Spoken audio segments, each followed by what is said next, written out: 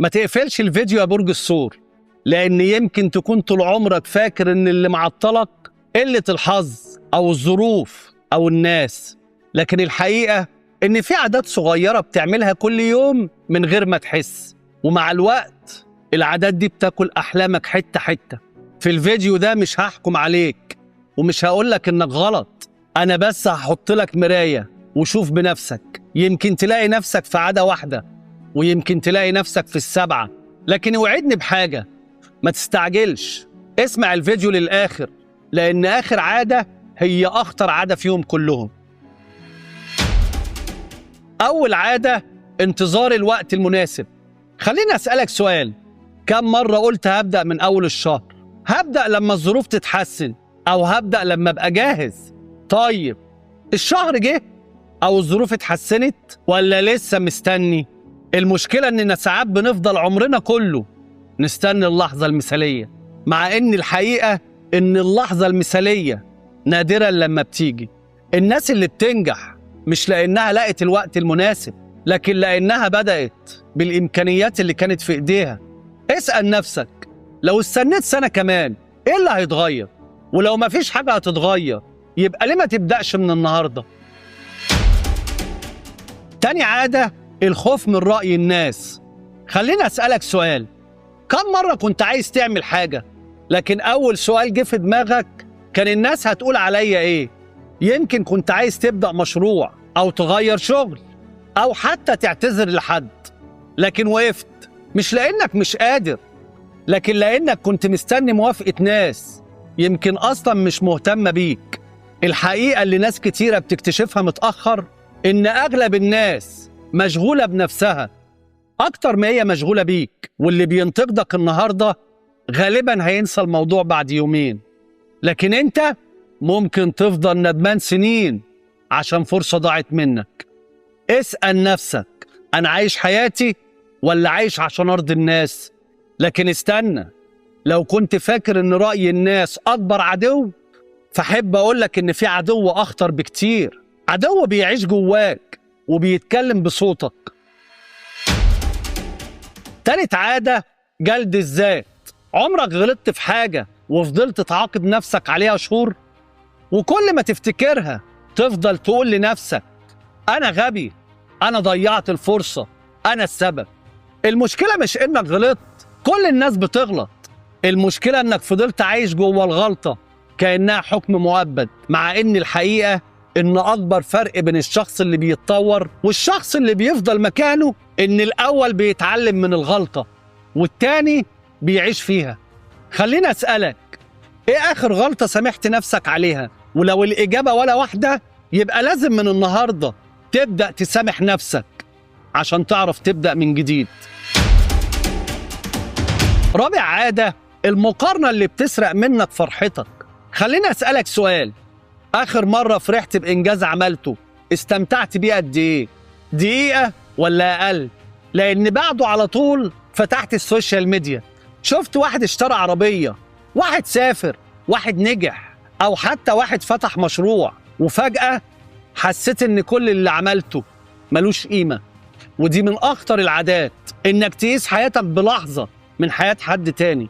أنت ما تعرفش هو تعب قد إيه، وما تعرفش هو خسر إيه، وما تعرفش حتى الصورة اللي شفتها وراها كم مشكلة مستخبية. يمكن الشخص اللي أنت بتحسده كان نفسه يعيش يوم واحد من حياتك، ويمكن الصورة اللي عجبتك اتصورت بعد ساعات من القلق والتعب والخسارة.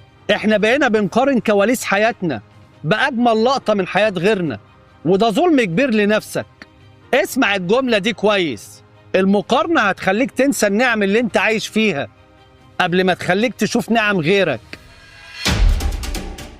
خامس عادة، الخوف من الفشل.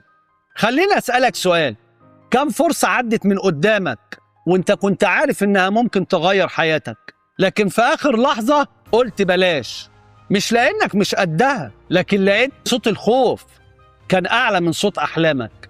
اسمعني كويس، كل شخص ناجح شفته في حياتك بدأ وهو خايف، محدش بيبدأ وهو ضامن النتيجة.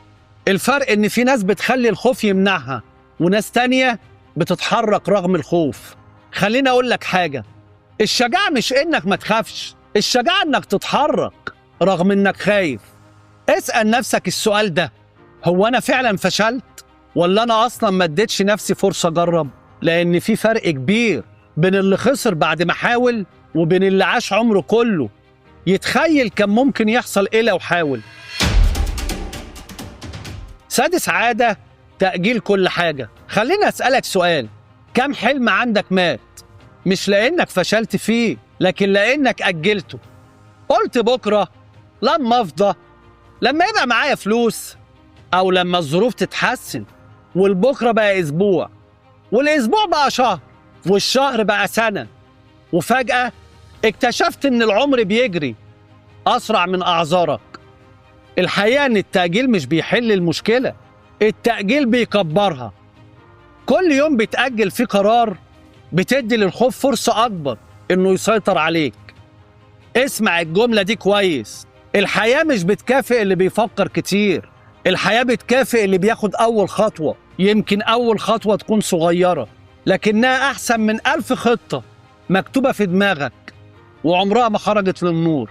خليني أسألك سؤال: لو فضلت تأجل بنفس الطريقة هتبقى فين بعد 5 سنين؟ جاوب بينك وبين نفسك. سابع عادة: الاستسلام قبل النهاية، ودي أخطر عادة في الفيديو كله. عارف ليه؟ لأنها بتسرق منك كل اللي بنيته. يمكن تعبت وده طبيعي، يمكن اتخذلت وده طبيعي، يمكن الدنيا وقفت ضدك مرة واتنين وعشرة وده برضه طبيعي. لكن اللي مش طبيعي إنك تستسلم قبل ما تعرف النهاية كانت عاملة إزاي.